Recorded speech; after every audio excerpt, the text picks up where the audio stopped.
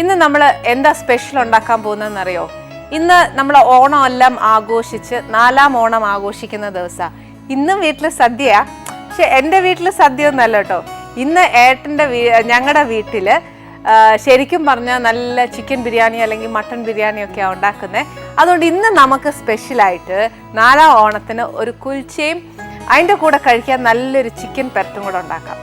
അപ്പോൾ ആദ്യം നമ്മൾ ചെയ്യാൻ പോകുന്നത് എന്നാന്ന് വെച്ചാൽ ചിക്കൻ പെരട്ടി വേവാൻ വെക്കാം. സാധാരണഗതിയിൽ ചിക്കൻ പെരട്ടി വേവിച്ചിട്ടൊന്നും അല്ല വറക്കുന്നത്. പക്ഷെ ഞാൻ ബേസിക്കലി അങ്ങനെ ചെയ്യുന്നത്. ആദ്യം നമുക്ക് ചിക്കൻ ഇൻഗ്രീഡിയൻസ് പറഞ്ഞുതരാം എന്നാ വേണ്ടിയെന്ന്. ഇതിപ്പോൾ ചിക്കൻ കൊച്ചു പീസസ് ആക്കി അരിഞ്ഞു വെച്ചേക്കുക. ഇതൊരു 1/2 kg കാണും. പിന്നെ ഉള്ളി, സവാളയാണ് ഇതിന് ഉപയോഗിക്കുന്നത്. ഇതിനെന്നാന്ന് വെച്ചാൽ ശരിക്കും പറഞ്ഞാൽ ഈ സവാളയാണ് ഇതിൻ്റെ ഗ്രേവി ഉണ്ടാക്കുന്ന സാധനമേ. അപ്പം ഇതിനൊരു വലിയൊരു മുഴുത്ത ഒരു 3 സവാള എടുത്തു. പിന്നെ തക്കാളി ഒരു 2 എണ്ണം, 2ഓ 3ഓ, അത് നമുക്ക് വലുതാണെങ്കിൽ 2 എണ്ണം മതി. പിന്നെ വേണ്ടിയത് മല്ലിപ്പൊടി, മുളക് പൊടി, മഞ്ഞപ്പൊടി, garam masala, ginger garlic paste, കടുക്, കുരുമുളക് പൊടി, മല്ലിയില, അഫ്കോഴ്സ് നമ്മുടെ മാസ്റ്റർ പീസ് കറിവേപ്പില, പച്ചമുളക്. ഈ പച്ചമുളക് അല്ലേലും നമ്മൾ സാമ്പാറിനിടുന്ന മുളകാന്നേലും നല്ലതാ സ്പൈസ് വേണ്ടാത്തവർക്ക്. അപ്പോൾ പിന്നെ ഇപ്പം ഞാനിവിടെ എടുത്തേക്കുന്നത് പച്ചമുളക. പിന്നെ എന്താണെന്ന് വെച്ചാൽ നമ്മുടെ നിറവറയുടെ ചിക്കൻ മസാല. പിന്നെ കുൽച്ചയ്ക്ക് വേണ്ടിയിട്ട് ഇതിപ്പോൾ ഞാൻ ഇത്രയും പറഞ്ഞേക്കുന്നത് നമ്മുടെ ചിക്കന് വേണ്ടിയിട്ടുള്ള സാധനങ്ങളാണ്. ആദ്യം നമുക്കൊരു കാര്യം ചെയ്യാം. ചിക്കൻ പെരട്ടി വേവാൻ വെച്ചിട്ട് നമുക്ക് കുൽച്ച കുഴയ്ക്കാം. ആദ്യം ഒരു ബൗൾ എടുക്കുക. ഈ ബൗളിനകത്തോട്ട് ചിക്കൻ ഇടുക. ഇതിനകത്ത് നമ്മൾ ഫസ്റ്റ് മഞ്ഞപ്പൊടിയാണേ, അതൊരു ഇച്ചിരി മതി, 1/2 ടീസ്പൂൺ. മുളക് പൊടി ഒരു 2 ടീസ്പൂൺ. കാശ്മീരി മുളക് പൊടിയാണ് ഏറ്റവും നല്ല. ഇനി മല്ലിപ്പൊടി, അതും ഒരു 2 സ്പൂണാണ്. ഇത് എന്നാത്താനാന്നോ ചിക്കൻ നല്ലതായിട്ട് മാരിനേറ്റ് ചെയ്യണം ഇതിനകത്ത്. പിന്നെ ഗരം മസാല. ഇതെല്ലാം പോയിട്ട് ഇച്ചിരി കുരുമുളക് പൊടി ഇടണം. പിന്നെ വേണ്ടിയത് ഇഞ്ചിയും വെളുത്തുള്ളിയുടെയും പേസ്റ്റ്.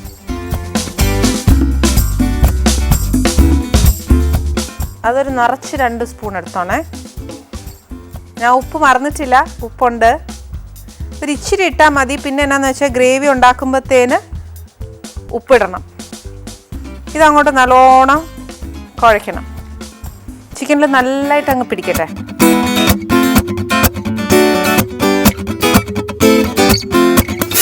ഇനിയിപ്പോൾ നമ്മൾ ഇട്ട പൊടികളൊന്നും പോരാ എന്ന് തോന്നുവാണെങ്കിൽ ഇച്ചിരി ചിക്കൻ മസാല, വേറെ പൊടികളൊന്നും ഇടണ്ട. അതിൻ്റെ കൂടെ കുറച്ച് ചിക്കൻ മസാല ഇട്ട് പുരട്ടിയാൽ മതി. ഇത് നല്ലതായിട്ട് അങ്ങോട്ട് തേച്ച് പിടിപ്പിച്ച് വെച്ച് നമ്മളൊരു പാൻ എടുത്ത് അത് വേവാൻ വെക്കണം.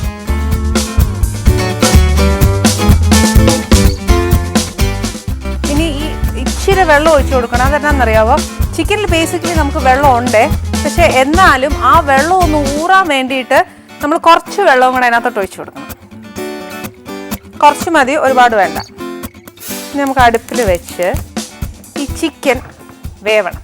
ഈ ചിക്കൻ വേവുന്ന നേരം ഉണ്ടല്ലോ, നമുക്ക് എന്നാ ചെയ്യേണ്ടതെന്നറിയോ, കുൽച്ചയ്ക്ക് കുഴക്കണം. ഈ കുൽച്ച എന്നൊക്കെ പറഞ്ഞ് ശരിക്കും പറഞ്ഞാൽ പിള്ളേർക്ക് ഒത്തിരി ഇഷ്ടപ്പെടുന്ന ഒരു സാധനമാണ്.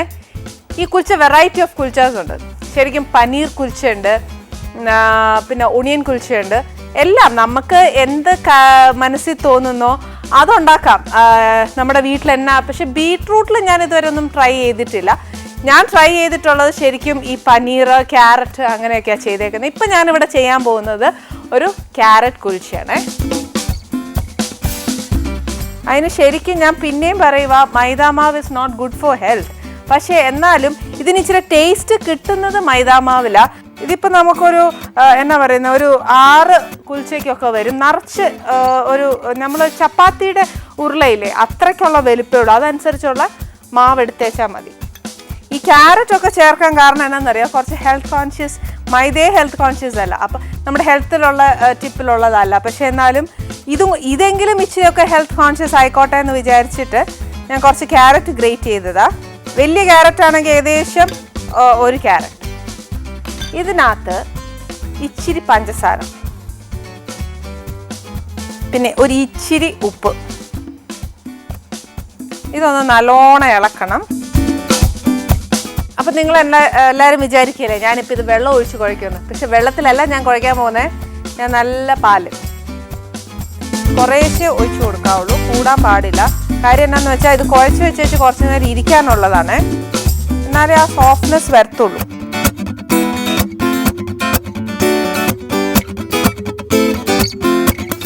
ഇത് ശരിക്കും നമ്മൾ കുഴച്ചുകൊണ്ടിരിക്കുമ്പോൾ നമ്മുടെ ചിക്കൻ വേവാൻ വെച്ചത് എന്നാന്ന് പോലും നമുക്കറിയാൻ മേല. അതുകൊണ്ട് അതിനെ ഒന്ന് നമ്മൾ തിളച്ചു തുടങ്ങി. അപ്പോൾ നമുക്ക് അതിനെ ഒന്ന് ഇളക്കി കൊടുത്താലേ എല്ലാ കഷ്ണങ്ങളും ഒരുപോലെ വേവത്തുള്ളൂ. ഇത് ഒത്തിരി വേവ് നമുക്ക് വേണ്ട. കാര്യം എന്നാന്നോ, ഒത്തിരി വേവെന്ന് പറഞ്ഞാൽ വേവാതിരിക്കരുത്. ശരിക്കും പറഞ്ഞുണ്ടല്ലോ അതൊന്ന് ശരിക്കും ഉള്ളിലൊക്കെ ഒന്ന് വെന്താൽ മാത്രം മതി. ഇങ്ങനെ വെന്ത് നമ്മുടെ ചിക്കൻ കറിയെ കൂട്ടൊന്നും ആവണമെന്നൊന്നുമില്ല. കാര്യം എന്താണെന്ന് വെച്ചാൽ ഇത് നമ്മൾ വേവിച്ച് വെച്ചതിന് ശേഷം ഫ്രൈ ചെയ്തെടുക്കണം. ഫ്രൈ ചെയ്തെടുത്തിട്ട് വേണം നമ്മൾ കറിയിലേക്ക് ഇടാൻ. അതുകൊണ്ട് ഒരു 3/4 വേവ് മതി. ബാക്കി 1/4 വേവ് നമ്മുടെ എണ്ണയിൽ കിടന്ന് അങ്ങ് വെന്തോളും. ഞാനിപ്പോൾ ഇച്ചിരി ഇളക്കി വെച്ചിട്ടുണ്ട്. അതിനി ഒന്ന് കുറച്ച് നേരം കൂടെ വേവട്ടെ. എന്നും പറഞ്ഞ് സിമ്മ് അത്ര ആക്കണ്ട. കുറച്ചൊന്ന് ആ വെള്ളം വറ്റാനും പാടില്ല, എന്നാൽ വെള്ളം വേണം നമുക്ക്.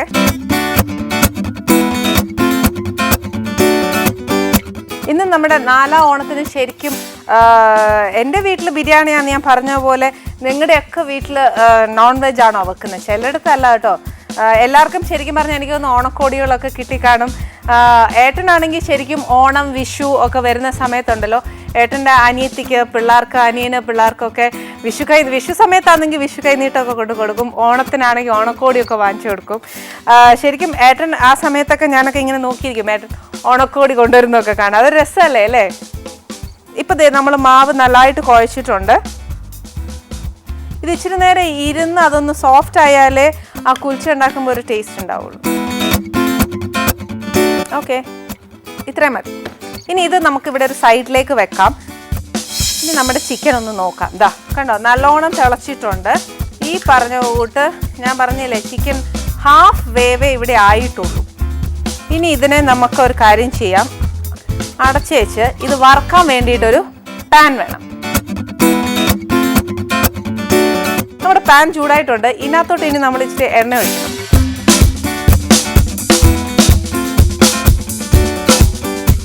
ഇനി നമുക്ക് എന്നാന്നറിയോ, ഈ എണ്ണ നല്ലോണം ചൂടാവണം. ചൂടായിട്ട് വേണം നമുക്ക് ഈ ചിക്കൻ ഓരോ പീസായിട്ട് വറുത്തെടുക്കാൻ. ഇതിനകത്ത് ഞാൻ ഇൻഗ്രീഡിയൻസ് പറഞ്ഞ സമയത്തെ ഞാൻ എൻ്റെ മാസ്റ്റർ പീസ് കറിവേപ്പിലയെ പറ്റി പറഞ്ഞു. പക്ഷേ ഇപ്പം നമ്മുടെ മാർക്കറ്റിലൊരു ഇല കിട്ടുന്നുണ്ട്. അതിൻ്റെ പേരെന്താണെന്ന് വെച്ചാൽ രമ്പ ഇല എന്നാണ് പറയുന്നത്. പെട്ടെന്ന് നിങ്ങൾ രമ്പ തിലോത്തമെന്നൊന്നും ആലോചിക്കരുത്. അതിൻ്റെ പേര് തന്നെ രമ്പ ഇല. പക്ഷേ എന്നാണെന്നറിയോ, അത് ഇതാ സാധനം. ഇതിനുണ്ടല്ലോ നമ്മൾ ചിക്കനിലും മട്ടൻ കറിയിലോ ബീഫിലോ ഇതിലൊക്കെ ഇട്ടാണ്ടല്ലോ നല്ല മണം വരും.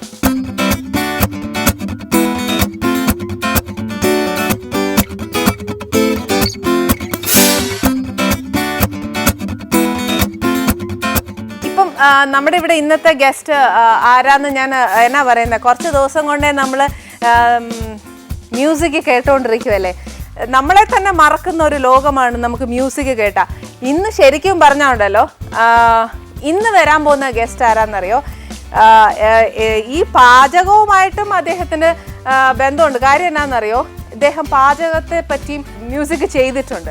അതുകൊണ്ട് ഞാൻ പ്രത്യേകിച്ച് എടുത്തു പറയുമ്പോൾ തന്നെ നിങ്ങളൊരു ചെറിയ സൂചനയോടുകൂടി തന്നെ ആലോചിക്കുന്നില്ല ഇതാരായിരിക്കുമെന്ന്. ശരിക്കും പറഞ്ഞാൽ അദ്ദേഹത്തെ പറ്റി പറഞ്ഞാൽ പറയാല്ലേ, അദ്ദേഹമാണ് ഗോപി സുന്ദർ. ശരിക്കും അദ്ദേഹത്തിൻ്റെ കൂടെ ഒരുപാട് പാട്ടുകൾ പാടിയ ഒരു മോളും കൂടെ ഉണ്ട്. ആ കുഞ്ഞിൻ്റെ പേര് ദിവ്യ എന്നാണ്. പക്ഷേ ഈ വിശേഷങ്ങളൊക്കെ ഞാൻ തന്നെ എപ്പോഴും നിങ്ങളോട് പറഞ്ഞു കഴിഞ്ഞാൽ നിങ്ങൾ വിചാരിക്കും അപ്പോൾ പിന്നെ അവരെന്നതെങ്കിലും വർത്താനം പറയണ്ടേ. ഈ പറഞ്ഞ കൊണ്ട് നമ്മുടെ വീട്ടിൽ, അതായത് ശരിയാ, നമ്മുടെ ആനീസ് കിച്ചണിലേക്ക് വരുമ്പോൾ നമ്മൾ അവരിൽ നിന്നും ഒരുപാട് വിശേഷങ്ങൾ നിങ്ങൾക്കും അറിയാൻ താല്പര്യമില്ലേ? എനിക്കും ഉണ്ട് കേട്ടോ. അപ്പം നമുക്ക് ഇവർക്ക് വേണ്ടി കൊടുക്കാൻ വേണ്ടിയിട്ടുള്ള സ്പെഷ്യൽ ഡിഷ്, അതായത് കുൽച്ചയും ചിക്കൻ പെരട്ടും കൊടുത്ത് നമ്മൾ അവരറിയാതെ തന്നെ കുറേ വിശേഷങ്ങളൊക്കെ നമുക്കറിയാം. അപ്പോൾ ഞാൻ ഇപ്പം ഞാൻ വറുക്കാനിട്ട ചിക്കൻ ഉണ്ടല്ലോ, ഏകദേശം അതായി കഴിഞ്ഞു. ഏകദേശം ഞാൻ പറഞ്ഞ പരുവായി കഴിഞ്ഞു. ഇനി ഞാൻ ഇതെടുത്തേച്ച് അടുത്തിട്ടിടാം.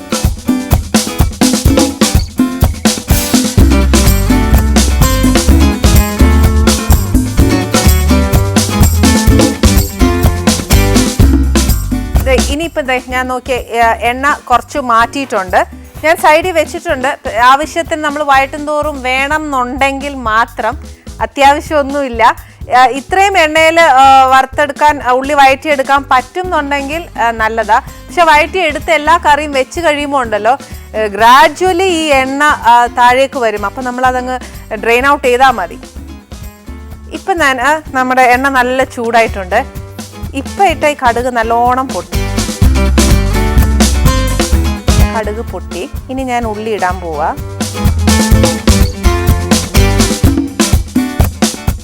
ഈ ഉള്ളി നമ്മൾ എത്ര ഇടുന്നോ അതാണ് നമ്മുടെ ഈ ചിക്കൻ്റെ കൂട്ട്. ഈ ഉള്ളിയും കടുകും ഒക്കെ ഇട്ട് കഴിഞ്ഞാൽ നാച്ചുറലി, ഞാൻ പറയാതെ തന്നെ അറിയാം, എൻ്റെ കൈ പോവും. കുറച്ച് കറി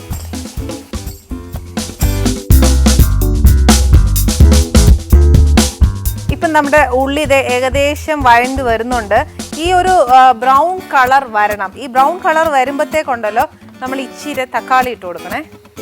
തക്കാളി ഞാൻ പറയുന്ന കൂട്ട് ഒരുപാട് ഇടണ്ട, പക്ഷെ എന്നാലും ആ ഗ്രേവി, ഇപ്പം ഞാനിവിടെ 2 വലുത് അരിഞ്ഞു വെച്ചേക്കുന്നേ. അപ്പം ഇതെന്നാ ചെയ്യണമെന്നറിയാവോ, നമ്മുടെ ഗ്രേവി ഉണ്ടാക്കാൻ വേണ്ടിയിട്ട് മാത്രം ഇടുക. കാര്യം എന്താണെന്ന് വെച്ചാൽ ഒരുപാട് തക്കാളി ഇട്ടാൽ പുളി വരും. ആ പുളിക്ക് നമ്മൾ ഇച്ചിരി വിനാഗിരി ഇതിനകത്ത് ചേർക്കുന്നുണ്ട്. അതുകൊണ്ട് ഒത്തിരി തക്കാളി ഇടണ്ട, ഇച്ചിരി. ചിക്കൻ വേവിക്കാൻ നേരം ഇഞ്ചിയും വെളുത്തുള്ളി ഇട്ടിട്ടുണ്ടായിരുന്നേ. പക്ഷെ എന്നാലും ഇതിലോട്ടും കൂടെ നമ്മളൊരു 2 സ്പൂൺ ഇഞ്ചിയും വെളുത്തുള്ളി ഇടണം. ഇഞ്ചിയും വെളുത്തുള്ളിയുടെയും പേസ്റ്റാണേ. നേരത്തെ അതിനകത്ത് ചേർത്തിട്ടുണ്ട്, പക്ഷെ എന്നാലും ഇതിനകത്ത് ഗ്രേവിക്കും കൂടെ വേണ്ട എല്ലാ ഇൻഗ്രീഡിയൻസും ഇതിനകത്തും ചേർക്കണം. ഇത് ആവുന്ന സമയം നമുക്ക് ഫ്ലെയിം കുറച്ച് വെച്ചേച്ച്, മഞ്ഞപ്പൊടി നേരത്തെ ഇട്ടതാ, പക്ഷെ എന്നാലും ഗ്രേവിക്ക് നമുക്ക് വേണം. എല്ലാം ഒന്നേന്ന് പോലെ നമ്മൾ ഗ്രേവി ചെയ്യുന്ന കൂട്ട് തന്നെ. അത് നമ്മൾ ചെയ്തില്ല എന്ന് തന്നെ വെച്ചോ. അതുകൊണ്ട് തന്നെ ഞാൻ പറഞ്ഞേ, ഇതിനകത്ത് ഒരു ഇച്ചിരി മല്ലിപ്പൊടി, ഒരു 2.5 സ്പൂൺ മതി. മുളക് പൊടി, ഗരം മസാല,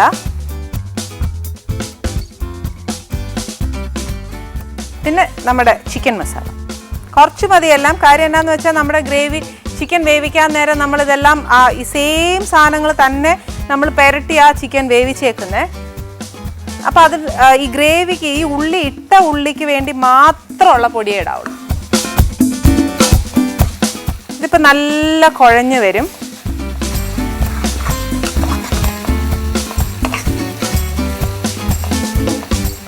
ഇങ്ങനെ വരുന്നത് കണ്ടപ്പോൾ ഒരു 2 കറിവേപ്പില, 2 ഇച്ചിരി ആയിപ്പോയി. ഈ സമയത്ത് നമുക്ക് കുറച്ച് തേങ്ങാക്കൊത്ത് ഇട്ട് കൊടുക്കാം.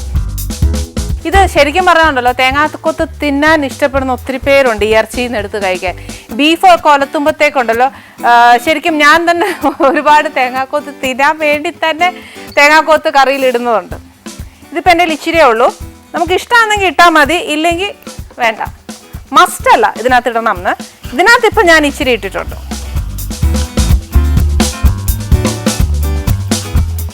ഇപ്പം നമ്മൾ ഇട്ടേക്കുന്ന പൊടിയുടെയും എല്ലാത്തിൻ്റെ ഒരു പച്ചച്ചുവ മാറി എണ്ണ തെളിയാൻ തുടങ്ങും. കണ്ടോ, നല്ലതായിട്ട് എണ്ണ തെളിയും. ഈ എണ്ണ തെളിഞ്ഞ് കഴിയുമ്പോഴത്തേക്ക് നമ്മൾ നേരത്തെ വേവിച്ച് വെച്ച ചിക്കനില്ലേ, ആ ചിക്കൻ്റെ ഗ്രേവി അത് ഞാനിവിടെ ഇങ്ങനെ വെച്ചിട്ടുണ്ട്. അതിനെ നമുക്ക് ഇതിനകത്തോട്ട് ഒഴിക്കണം.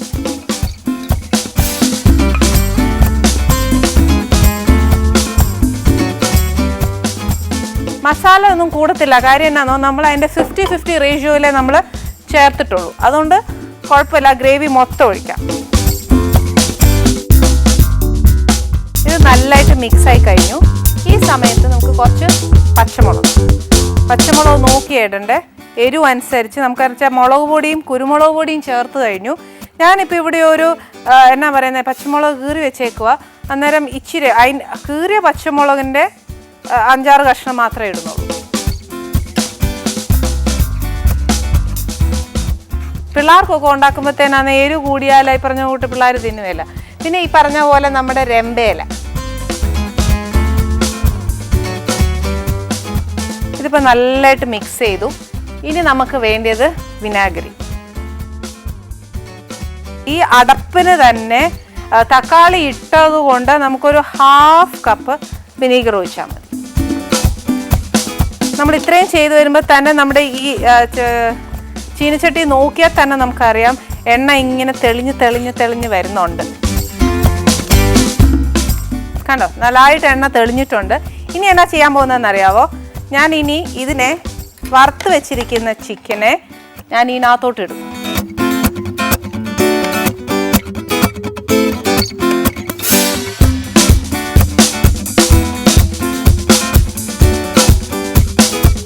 കണ്ടോ, നല്ലതായിട്ട് മിക്സ് ചെയ്ത് ഇതിനെ ചെറിയ ഫ്ലെയിമിൽ, എത്ര ചെറിയ ഫ്ലെയിമാണോ അത്രയും ചെറിയ ഫ്ലെയിമിൽ നമ്മൾ ഇതിനെ വിട്ടു കൊടുക്കണം. എന്നാന്നോ, നമ്മൾ ഇപ്പോൾ ഉണ്ടാക്കിയ മസാലയ്ക്ക് ചെറിയൊരു വേവ് കുറവ് കാണും. എന്നാൽ നമ്മൾ നേരത്തെ വേവിച്ച് വെച്ച ചിക്കൻ്റെ ആ ഗ്രേവി ഇതിനകത്തോട്ട് വരണം. പിന്നെ ആ ചിക്കനിൽ നമ്മൾ ചേർത്ത ഗ്രേവിയും എല്ലാം കൂടെ ഒന്ന് പിടിക്കണം. ഇപ്പം ചേർത്ത ഇല എല്ലാം, ഇതിൻ്റെ കൂടെ ഇച്ചിരി മല്ലിയിലയും കൂടി ഇട്ടു. പിന്നെ ഈ സമയത്ത് നമ്മൾ പച്ചമുളക് ചേർത്തു. ഇതിനകത്ത് ഇച്ചിരി കുരുമുളക് ഇടേണ്ടവർക്ക് ഇടാം, ഇല്ലെങ്കിൽ ഇങ്ങനെ തന്നെ നമ്മൾ ഇത് അടച്ചു വയ്ക്കാം കുറച്ച് നേരം ആ ചെറിയ സിമ്മിൽ. ഈ ചില സമയം നമ്മൾ കുൽച്ചുണ്ടാക്കുമ്പോൾ ഉണ്ടല്ലോ, ഞാൻ ഈ ക്യാരറ്റിൻ്റെ കൂടെ തന്നെ കുറച്ച് മല്ലിയിലയോ, പിള്ളേർ ഈ ചിക്കൻ കറിയിലൊക്കെ ഇരിക്കുന്ന മല്ലിയില എടുത്ത് അങ്ങ് മാറ്റും. അപ്പോൾ ഇതിനകത്തൊക്കെ ആണെങ്കിൽ ഈ ചിക്കൻ കറിയുടെ കെയർ ഓഫിലൊക്കെ അതൊക്കെ അങ്ങ് അകത്തു പോകും. ഇതിപ്പോൾ ശരിക്കും നമ്മുടെ ചപ്പാത്തിയുടെയൊക്കെ ഉരുളുണ്ടാക്കത്തില്ലേ, അതേ കൂട്ട് തന്നെ മതി.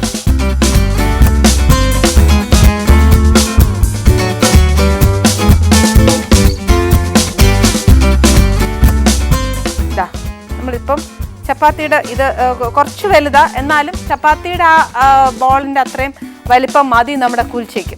നമ്മൾ ഏത് പൊടിയാണ് ഉപയോഗിക്കുന്നതെന്ന് വെച്ചാൽ അത് മതി. ഇപ്പം ശരിക്കും ഞാൻ ഇച്ചിരി വലിയ ഉരുളകളാണ് ഞാനിത് ഉണ്ടാക്കിയേക്കുന്നത്. എൻ്റെ ചപ്പാത്തി കല്ല് ഇച്ചിരി ചെറുതാണ്, അതുകൊണ്ട് ഞാൻ ഇതിൽ നിന്ന് ഇച്ചിരി പിച്ചി പറിച്ച് മാറ്റുക.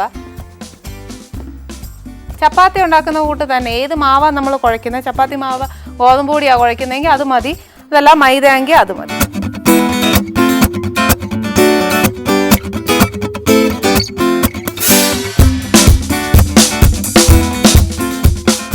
കട്ടി ഒട്ടും വേണ്ട നമുക്ക് കുൽച്ച ഉണ്ടാക്കുമ്പോൾ. കാര്യം എന്താണെന്ന് വെച്ചാൽ ആലുക്ക പറാട്ട മാതിരി അല്ല നമ്മൾ ഈ ചെയ്യുന്നത്.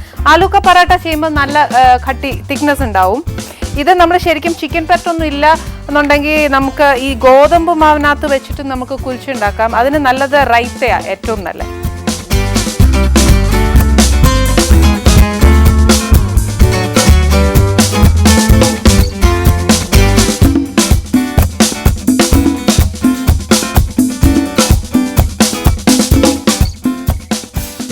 ചപ്പാത്തി ചുട്ടെടുക്കുമ്പം നമ്മൾക്ക് ഇഷ്ടമുള്ള നമ്മൾ നിത്യം ഉപയോഗിക്കുന്ന എണ്ണ ഏതാണെന്ന് വെച്ചാൽ നെയ്യോ ഡാൽഡയോ എന്തായാലും ഉപയോഗിക്കാം, കുഴപ്പമില്ല. ചപ്പാത്തി ചുടുന്ന സെയിം പ്രൊസീജിയേഴ്സ് മാത്രമേ ഉള്ളൂ.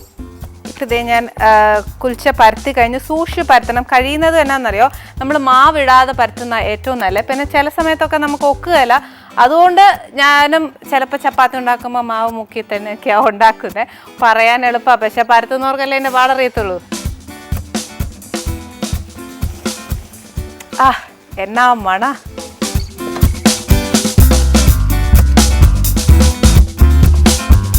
ഇനി നമുക്ക് കുൽച്ച ചുടാം.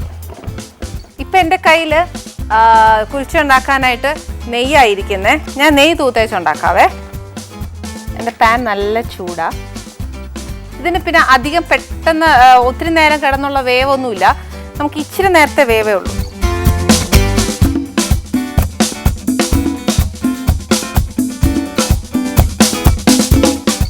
ഒരുപാട് നമ്മൾ മൂപ്പിച്ചാണ്ടല്ലോ, ഇത് മൈദയാണ്, അന്നേരം പിന്നെ അതങ്ങ് കട്ടിയാവും.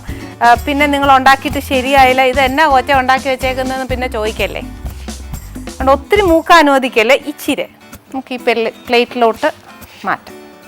ഇതേപോലെ എല്ലാ കുൽച്ചയും.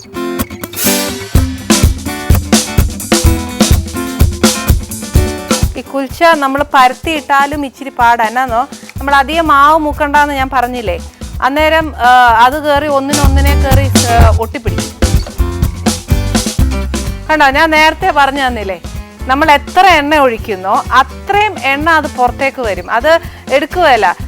അതുകൊണ്ട് നമ്മൾ എത്ര എണ്ണ ഒഴിച്ചു എന്നും പറഞ്ഞ് നമ്മൾ ടെൻഷൻ ആവുക വേണ്ട. നമ്മുടെ ഹെൽത്ത് കോൺഷ്യസ് ആയിട്ടുള്ള ആൾക്കാരായതുകൊണ്ട് ശരിക്കും ഈ എണ്ണ അങ്ങ് ഡ്രെയിൻ ഔട്ട് ചെയ്ത് കളഞ്ഞേച്ചാൽ മതി. ഈ സമയത്ത് നമുക്ക് കുറച്ച് കുരുമുളക് പൊടി ഇട്ട് കൊടുക്കാം. ഞാൻ നേരത്തെ ഗരം മസാലാസ് ഒക്കെ ഇട്ടു, പക്ഷെ എന്നാലും നമ്മൾ വാങ്ങാറാകുമ്പം ഇച്ചിരി ഗരം മസാലയും മൈ ഫേവറേറ്റ് കറിവേപ്പിലയും കുറച്ച് മല്ലിയിലയും ഇച്ചിരി രമ്പയിലയും ഇത്രേ ഇട്ട് ഒന്ന് നല്ലതായിട്ട് പരത്തണം.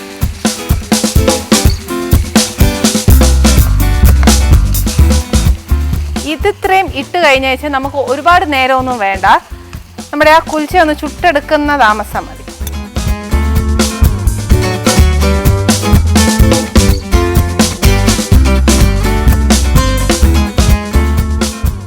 ഇനിയിപ്പോൾ നമ്മുടെ ഗസ്റ്റ് വരുമ്പോൾ നമുക്കിത് സെർവ് ചെയ്യണ്ടേ? ആസ് യൂഷ്വൽ നമുക്കിതെല്ലാം സെർവ് ചെയ്യേണ്ട ഒരു എന്നാ പറയുന്നത്, നല്ലതായിട്ട് സെർവ് ചെയ്യണ്ടേ? അതുകൊണ്ട് എനിക്ക് ഇവിടെയൊക്കെ ഒന്ന് വൃത്തിയാക്കണം. ഈ പറഞ്ഞ കൂട്ട് ഉണ്ടാക്കാനും എല്ലാം സാധനം പർച്ചേസ് ചെയ്യാൻ ഇഷ്ടമാണ്, അരിയാൻ ഇഷ്ടമാണ്, പാചകം ചെയ്യാൻ ഇഷ്ടമാണ്. പക്ഷേ ഞാൻ നേരത്തെ പാത്രം കൊണ്ട് അതിനകത്തിട്ടില്ലേ, അത് മാത്രം ഇഷ്ടമല്ല കേട്ടോ. എന്തായാലും നമ്മുടെ ഗസ്റ്റ് വരുന്നതിന് മുമ്പേ നമുക്ക് ഈ മെസ്സപ്പ് ആയതൊക്കെ ഒന്ന് ശരിയാക്കാം. ഇന്ന് നമ്മുടെ ചിക്കൻ പെരട്ടൊക്കെ നല്ല പിടിച്ച് നല്ല ടേസ്റ്റോട് കൂടി ഇരിപ്പുണ്ട്. ഇന്ന് നമ്മുടെ ഗസ്റ്റ് എന്തായാലും വന്നു.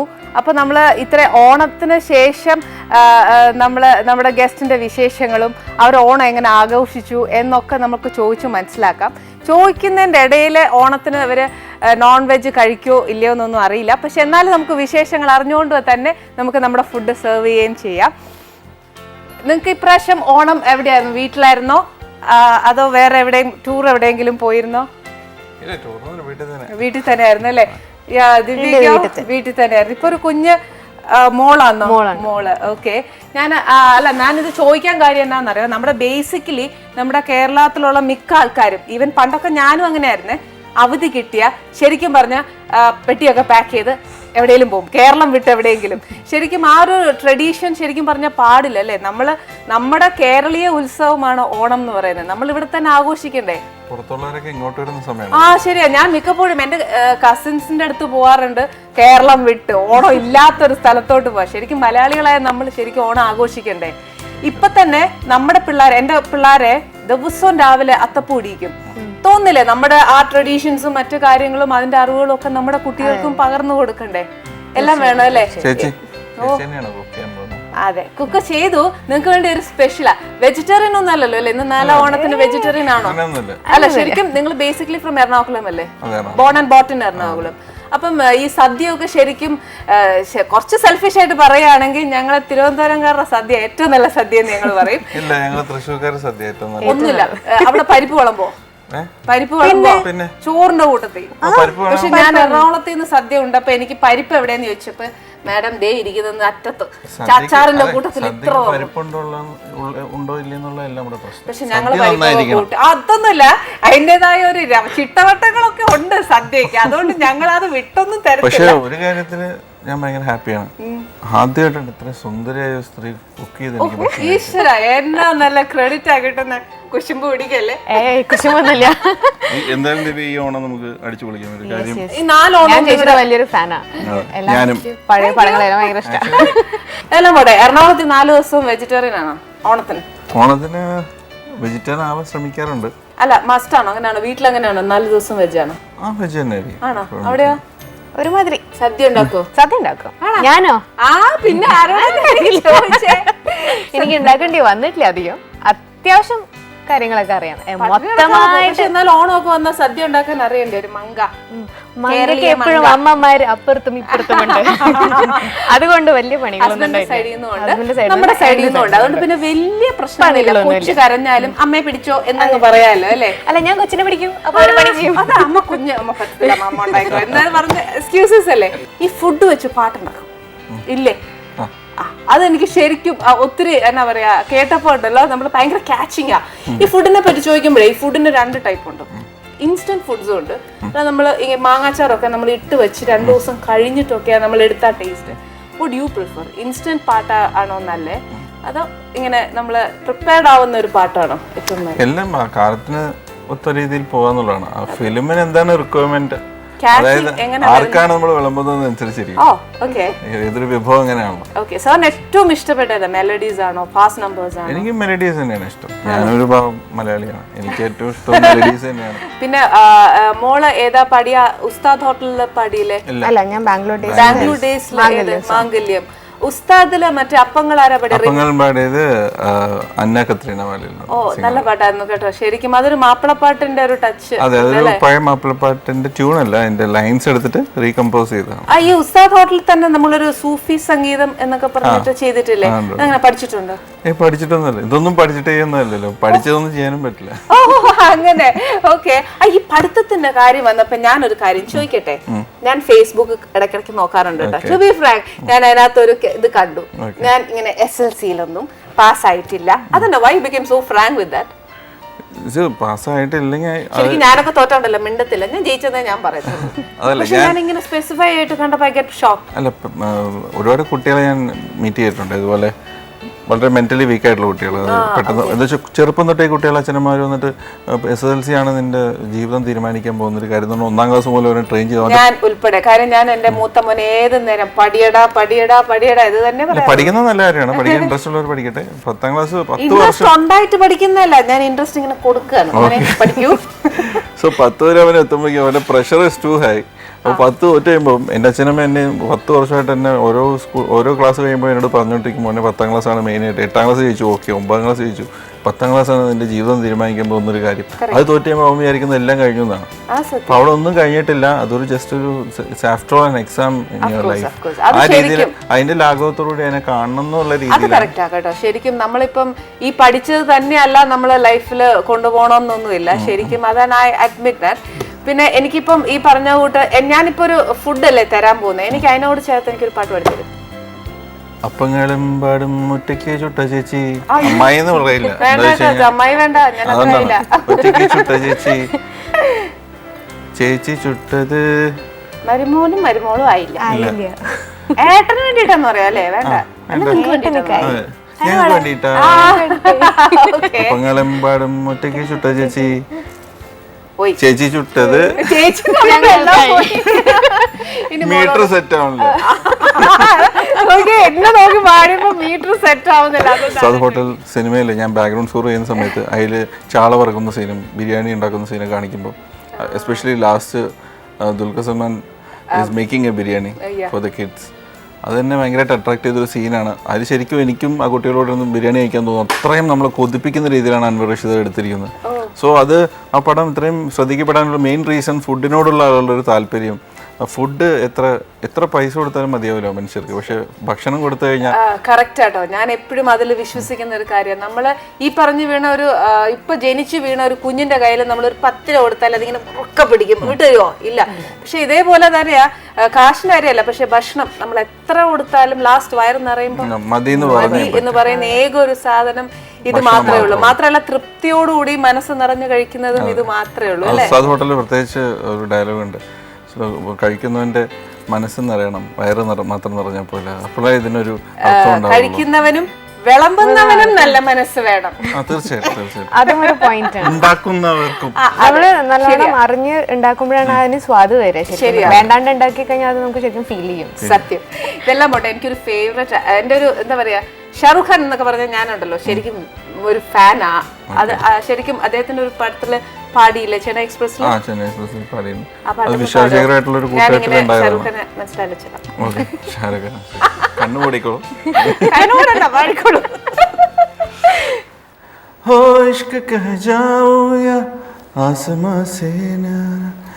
तेरी तारीफों में चश्म बदूर पलके तितली उड़ा उड़ा उड़ा है कहीं दूर के तितली उड़ा उड़ा है कहीं दूर. സാറിനെ കണ്ടിട്ടുണ്ടോ? കണ്ടിട്ടില്ല. എന്റെ സൗണ്ട് എന്റെ വോയിസ് അദ്ദേഹത്തിനോട് ഞാൻ കണ്ടു. അതും മതിയല്ലേ, അത്രയും ആയില്ലേ. അത് കാണാനുള്ള ഭാഗ്യം ഉണ്ടായിട്ടില്ല. ആണോ? പിന്നെ മോളുടെ വിശേഷങ്ങളൊക്കെ കേൾക്കട്ടെ. ഇപ്പൊ ഒരു കുഞ്ഞ് മോളാന്നല്ലേ പറഞ്ഞത്? ഓക്കെ. ഇപ്പൊ പാടിയ പാട്ട് ഏതാ മോളെ? ഇപ്പൊ ലേറ്റസ്റ്റ് ജമുന പ്യാരി. ജമുന പ്യാരി എന്ന് പറഞ്ഞ എന്താണെന്നുള്ളതാണ് സിനിമ. അതിനെ തേടിയുള്ള ഒരു യാത്രയിൽ മധ്യത്തിൽ വരുന്ന ഒരു ഫോക്ക് നമ്പർ സോങ് ആണത്. വിജയേശ്വസ്, ജാസി ഗിഫ്റ്റ്, ദിവ്യയും കൂടെയാണ് പാടിയിരിക്കുന്നത്. പട്ടാസ് വെടിക്കത് ചെറുപ്പല്ലതാപ്പാ, മിഠായി എനിക്കത് മനസ്സിലതാപ്പാ, മയിലാട്ടം ആടിപ്പോകും മുരുകപ്പാ, ഉനെ തൂക്കി ഓടിപ്പോകും മുരുകപ്പാ, எப்போதும் முருகப்பா இப்போதும் முருகப்பா நீ போதும் முருகப்பா முருகப்பா முருகப்பா முருகப்பா முருகப்பா. ഞാൻ ഇതുവരെ പാടിയതില് ഭയങ്കര ഡിഫറെന്റ് ആയിട്ടുള്ള ലാസ്റ്റ് വന്നപ്പോ ക്യൂട്ട്. പിന്നെ അവിടെ വീട്ടിലെ വിശേഷങ്ങളൊക്കെ. ഹസ്ബൻഡ് എന്താ ചെയ്യുന്നത്? ഹസ്ബൻഡ് ഒരു മാനേജ്മെന്റ് ഫേമിൽ വർക്ക് ചെയ്യുന്നു, ഓഡിറ്റിംഗ് ഫേമിൽ വർക്ക് ചെയ്യുന്നു, കൊച്ചിയിൽ തന്നെ, എറണാകുളത്ത് തന്നെ. അപ്പൊ തിരുവനന്തപുരത്തൊക്കെ വല്ലപ്പോഴാണോ വരുന്നത്? ഇങ്ങനെ ഷൂട്ടുകൾക്കും പരിപാടികൾക്കൊക്കെ ആയിട്ട് വരും. ഓക്കെ. അപ്പൊ ഒരു കാര്യം ചെയ്യാം, ഇനിയിപ്പോ ഞാൻ എന്തായാലും ഉണ്ടാക്കിയ ഫുഡ് ഒന്ന് കഴിച്ചേച്ച് നമുക്ക് ബാക്കി വിശേഷങ്ങൾ കേൾക്കാം.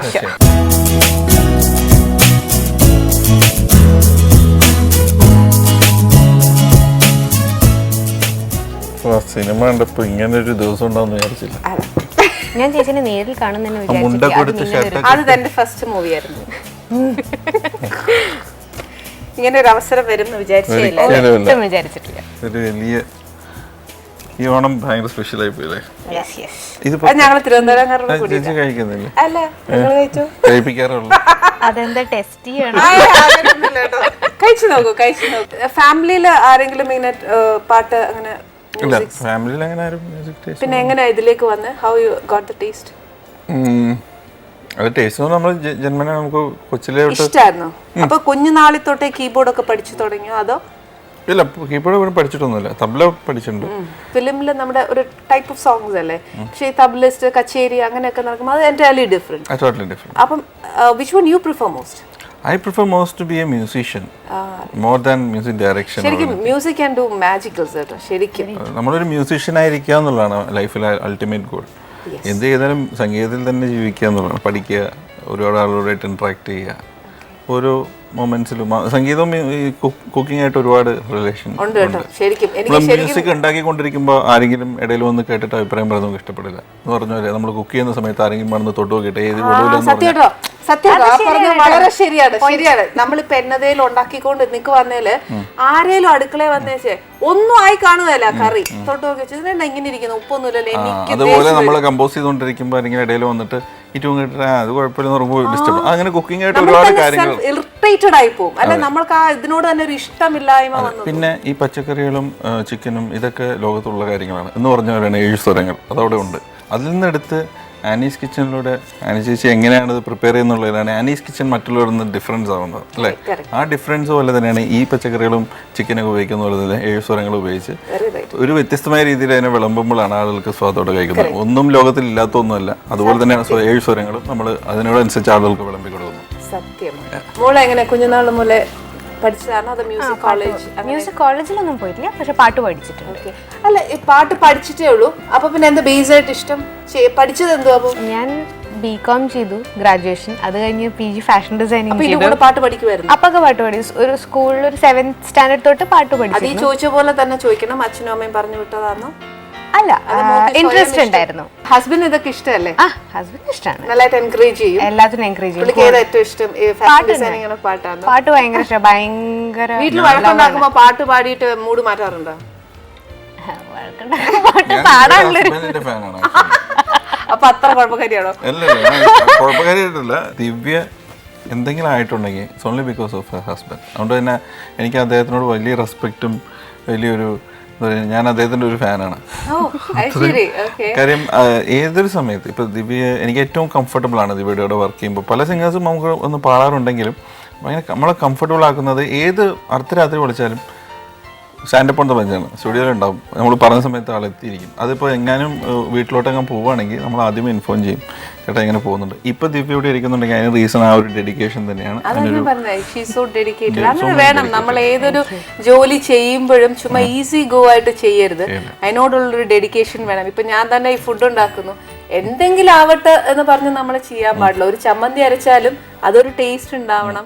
അത് നമ്മൾ കൊടുക്കുന്ന ആൾക്ക് അത്ര കാര്യമായിട്ട് നമ്മൾ കൊടുക്കുക വേണം. എന്തെങ്കിലും കഴിച്ചോണ്ട് പോട്ടെ. പക്ഷെ എനിക്ക് ആ ഒരു മെന്റാലിറ്റി ഇല്ല കേട്ടോ. അതായത് വേറെ കാര്യം ചേച്ചി എനിക്ക് പറയാനുള്ളത്, ഞാനിവിടെ നിന്ന് ഞാൻ ഈ ഷോ സാധനം ഇതുവരെ ഇങ്ങനൊരു ഷോയിൽ വന്നിട്ടില്ല, ആദ്യമായിട്ടാണ് വരുന്നത്. അപ്പോൾ എനിക്കിതെല്ലാം ഭയങ്കര പുതുമയാണ്. ഒന്നത് കിച്ചണിൽ കയറാത്ത ഞാനാണ്. അപ്പോൾ ഇവിടെ വന്നപ്പം എനിക്ക് ഏറ്റവും സ്പെഷ്യലായിട്ട് തോന്നുന്നത്, ഇങ്ങോട്ട് വരുമ്പോൾ ഒരു കാര്യം അത് മനസ്സിൽ വിചാരിച്ചിട്ടുണ്ടായിരുന്നു, ഇനിയിപ്പോൾ ഹാനി ചേച്ചി എന്ത് ഉണ്ടാക്കി തന്നാലും നമ്മൾ പറയാൻ പോകുന്നത് അടിപൊളിയെന്നാണ്. എന്താ വെച്ച് കഴിഞ്ഞാൽ ഇങ്ങനെ ഒരു ഷോയിൽ വന്നിട്ട് നമുക്കിരുന്ന് പറയുമ്പോൾ എന്ത് ഫുഡ് ഉണ്ടാക്കി തന്നാലും അടിപൊളി അങ്ങനെ ഒരു അവസ്ഥ. അത് ഞാൻ ഫസ്റ്റ് തിന്നുന്നത് കണ്ടതുമില്ല. അടിപൊളിയായിട്ട് actually it is really good. ഈ ആനീസ് കിച്ചണിൽ വരുന്ന ഇനിയുള്ള സെലിബ്രിറ്റി ഗസ്റ്റിന് എല്ലാവർക്കും ഒരു വലിയ ലക്കാണ്. ഇത് എന്റെ പിള്ളേർ കഴിക്കുന്ന എപ്പോഴും പറയുന്ന ഒരു സാധനമായി കുൽച്ചയും ചിക്കൻ പരട്ടും. അമ്മ എപ്പോഴും ഉണ്ടാക്കും എന്ന് ചോദിക്കും. അപ്പൊ ഞാൻ പിന്നെ ഉണ്ടാക്കി തരാം മക്കളെ, നിങ്ങളെല്ലാം മെലിഞ്ഞ് മാസ്റ്റർ പീസ് ആണ് ചുരുക്കം. മാസ്റ്റർ പീസ് ഇതൊന്നല്ല, ഇത് ചുമ്മാ ചോദിച്ചാലും ഉണ്ടാക്കാൻ പറ്റുന്നത് ആചാരപടിക്ക് ഇത് ബെസ്റ്റ് എന്ന് പറയുന്നത്. സാധാരണ ഇത് ചുമ്മാ തളിച്ചതാ. ഇതൊക്കെ വീട്ടിലുണ്ടാക്കോ ഇങ്ങനെയൊക്കെ? ഇതാണോ ചിക്കൻ വെക്കുന്നത്? ഇങ്ങനെ ബീഫ് കഴിക്കോ? ബീഫ് കഴിക്കും, പക്ഷെ ഉണ്ടാക്കാൻ അങ്ങനെ വലിയ ഇൻട്രസ്റ്റ് ഇല്ല ബീഫ്. അതുകൊണ്ട് ഞാൻ കൂടുതലും ചിക്കൻ. ഹസ്ബൻഡിന് എന്ത് കൊടുത്താലും ഇഷ്ടം. രക്ഷപ്പെട്ടു. എന്നാ നല്ലൊരു ഭാര്യ നോക്കിയാ. No complaints from the husband side അല്ലേ? പ്ലേ ബാക്കിംഗ് ശരിക്കും പറഞ്ഞാൽ കല്യാണത്തോട് കൂടിയാ സ്റ്റാർട്ട് ചെയ്തല്ലേ. കല്യാണത്തിന് എൻഗേജ്മെന്റ് ഒക്കെ കഴിഞ്ഞ് നിൽക്കുമ്പോഴാണ്. അത് എൻഗേജ്മെന്റ് ഒക്കെ ഫിക്സ് ചെയ്ത സമയത്താണ് ഞാൻ ഫസ്റ്റ് പാട്ട് പാടുന്നത് തട്ടത്തും മറയത്തില്. പിന്നെ അങ്ങോട്ട് നോ ലുക്കിംഗ് ബാക്ക്. ഓക്കെ. അനുരാഗം അനുരാഗം അതിനാഴം തേടുന്നു ഞാൻ. അനുരാഗം അനുരാഗം അതിനാഴം തേടുന്നു ഞാൻ. തിരയിൽ നൂറു ജലകണങ്ങളതിലോ ഞാനൊരു കണം. നോവുമീ സുഖാനുഭവം അതിനേഴു വർണ്ണമോ. ഹോ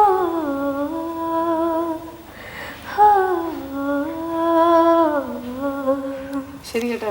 ഈ പാട്ടെന്ന് പറഞ്ഞാൽ ശരിക്കും എനിക്കൊരു വീക്ക്നെസ്സാണ്. പാടത്തൊന്നും ഇല്ല, ബിക്കോസ് ഞാൻ പാടി ഇപ്പം എന്നെ എണീറ്റൊന്ന് തല്ലും.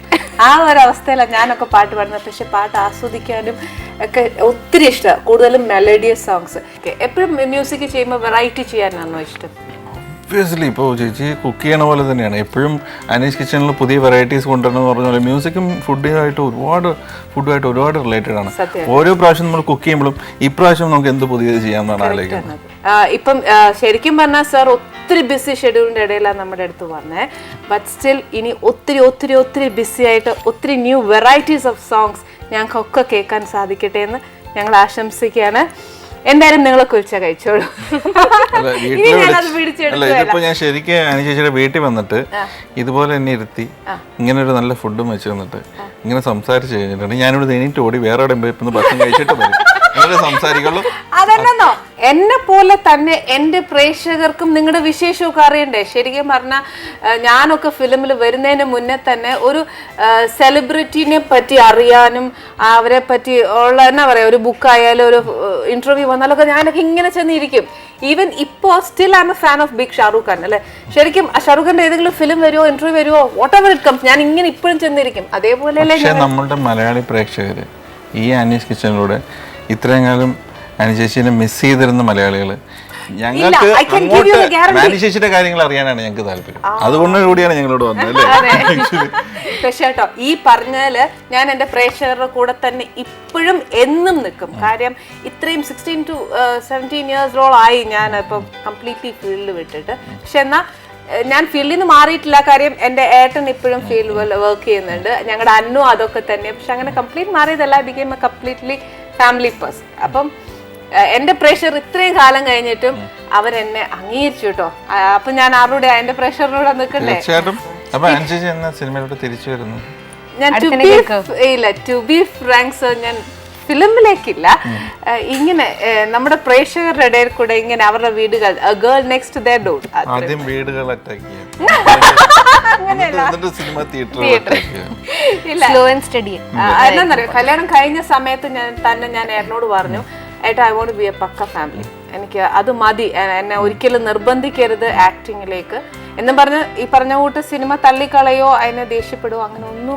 പ്രോഗ്രാം കഴിഞ്ഞ് വീട്ടിൽ ചെല്ലുമ്പല്ലേ ആരും എന്നോട് ചോദിക്കരുത് ഈ ചോദ്യം എന്താ ചോദിക്കാൻ, ഞാൻ ചോദിക്കും ധൈര്യമായിട്ട് പറഞ്ഞോളൂ. എനിക്ക് കംപ്ലീറ്റ് നമ്മൾ അങ്ങോട്ടും ഇങ്ങോട്ടും പല ചോദ്യങ്ങളും ചെയ്യും. ഇപ്പോൾ എൻ്റെ എല്ലാ ഫ്രണ്ട്സിനും അനുശേഷിയുടെ ആ ഒരു ആക്ടിങ് ഭയങ്കര ഇഷ്ടമാണ്. എസ്പെഷ്യലി ആ ഒരു മുണ്ടെടുത്ത് വരുന്ന സീൻ, അതെ കിണറ്റില് വെള്ളം കോരിയിരിക്കുന്ന സീൻ എനിക്ക് ഇപ്പോഴും മറക്കാൻ കഴിയുന്നില്ല. നിങ്ങളൊക്കെ ആ ഏജിൽ അങ്ങനെ ഒന്നും ചെയ്തിട്ടില്ലല്ലോ. ഞാൻ അതിനകത്ത് എന്നല്ല കാണിച്ചേക്കുന്ന ആ പെങ്കൊച്ചിനെ ലൈൻ അടിക്കാൻ പോയേക്കുവാ, എന്നിട്ട് ഒരു മെൻസ് ഹോസ്റ്റൽ പോലെയുള്ള ഹോസ്റ്റലിനകത്ത് ആ ജീവൻ പേടിച്ച് നിൽക്കുന്ന ഒന്ന് ആലോചിക്കേ. അതൊരു രസമായിരുന്നു കേട്ടോ ചെയ്യുമ്പോ. ഫസ്റ്റ് മൂവി തന്നെ ഒരു പരീക്ഷണം പോലെ ചെയ്യാൻ പറ്റിയതേ സംതിങ് ഗ്രേറ്റ് ആണ്. ഞാൻ അപ്പം ഞാൻ വളരെ കൊച്ചാണെങ്കിലും എന്നെ ആദ്യം അട്രാക്ട് ചെയ്തത് ചേച്ചിയുടെ ആനച്ചെവിയാ. അത് പ്രത്യേകിച്ച് പറയുന്നു ആനച്ചെവി. അപ്പോൾ അത് ഭയങ്കര ഒരു ഞാനപ്പോഴാണ് ആദ്യമായിട്ട് ആനച്ചെവി ആദ്യമായിട്ട് ഞാൻ നോക്കുന്നത്. സോ ഞാനിപ്പോ ഒന്ന് ചേച്ചിനെ കണ്ടപ്പോ ഞാൻ ആദ്യം അതാ നോക്കി ഇപ്പൊ ആനച്ചെവി തന്നെയല്ലേ. വളരെ സന്തോഷം, വളരെ സന്തോഷം. ഇങ്ങനൊരു കിച്ചൺ, ഒരു ഗ്രേറ്റ് കിച്ചൺ, ഒരു ആർട്ടിസ്റ്റിന്റെ ഒരു കിച്ചൺ. ശരിക്കും ഇവിടെ വന്നപ്പോ തന്നെ നമ്മുടെ ഒരു പരിപാടി പോലെ തോന്നുന്നുണ്ടില്ല, നമ്മൾ ഒത്തിരി വർത്താനം പറയുവാന്ന്. എന്റെ വീട്ടിൽ വരുന്ന ആ ഒരു രീതിയിൽ തന്നെ എനിക്ക് ഈ പ്രോഗ്രാം മുന്നോട്ട് കൊണ്ടുപോകണം തന്നെയാണ് എനിക്ക് ഇഷ്ടം. ഇവരുടെ വിശേഷങ്ങളൊക്കെ നമ്മൾ ഒരുപാട് കേട്ടില്ലേ. ഇനിയും വിശേഷങ്ങളും ഒത്തിരി കാര്യങ്ങൾ അറിയാനും ഉണ്ടെന്നൊക്കെ എനിക്കറിയാം. അത് നമുക്ക് പിന്നെ എന്നോട് പറഞ്ഞു തന്നാൽ മതി, നമുക്ക് ചോദിച്ച് എല്ലാ കാര്യങ്ങളും മനസ്സിലാക്കാം. വിശേഷങ്ങളൊക്കെ ചോദിച്ചുകൊണ്ടിരിക്കുന്ന സമയത്തെ നമ്മൾ നമ്മുടെ സമ്മാനം കൊടുക്കാൻ മറക്കാൻ പാടില്ല.